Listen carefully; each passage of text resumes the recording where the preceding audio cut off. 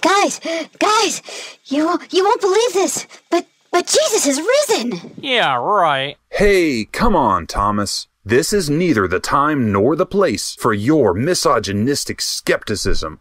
I suggest we listen to what these ladies have to say and accept literally every single word at face value.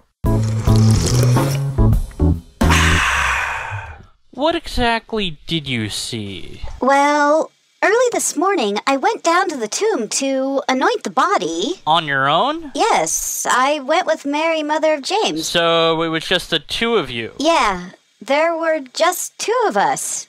And Salome. Hey, I was there too. And me, fuckface! Yeah, there were like at least 5 of us, and when we got there, the stone had already been rolled away from the tomb. No, the stone was still in place. That's what I said. Weren't you listening? So, how did you get inside the tomb? Well, this is going to sound literally unbelievable, but there was an earthquake and this angel descended from the heavens and he pushed the stone away with his bare hands.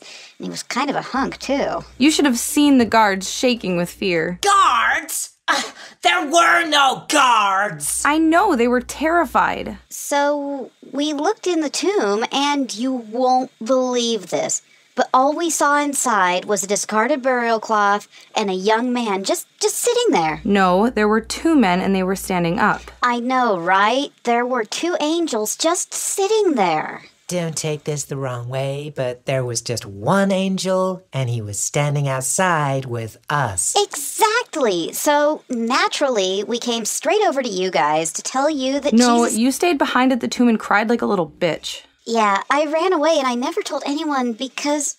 I was too afraid. No, you went to find Simon Peter and you told him everything you'd just seen! Hello? That's what I said. I told all the disciples that Jesus is alive. Isn't that wonderful? Well, it's not exactly a surprise, is it? Jesus did specifically inform each and every one of us that he was going to be handed over to the Gentiles. They were going to mock him, beat him, whip him, and execute him. And then on the 3rd day, he was going to rise again. Really? That's the first time I've heard about it. Ugh, even the Pharisees knew about the resurrection prophecy. That's why they borrowed Pilate's soldiers to guard the tomb. Remember? Exactly. The only people who took the resurrection seriously were the ones who had no reason to believe it would happen. So, anyway, we were just headed back here to tell you guys about it, and then, boom!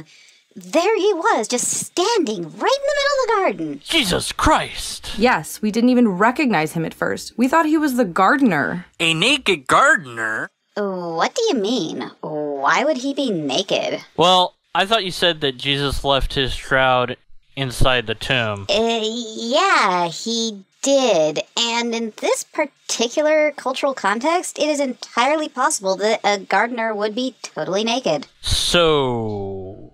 what did he look like? What? Come on, it was Jesus. What do you think he looked like? Duh. Well, for instance, was he covered in scars and bruises from all the beating and whipping?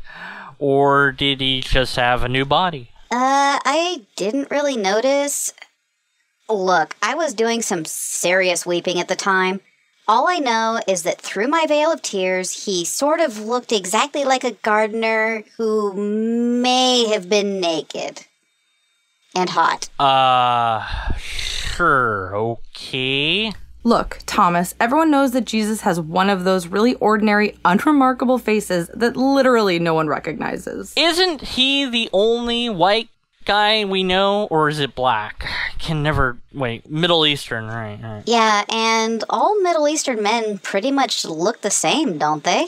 Well, this is very awkward.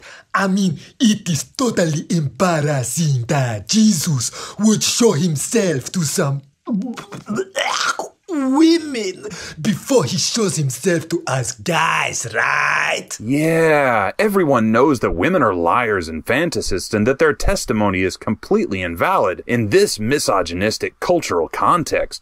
Right?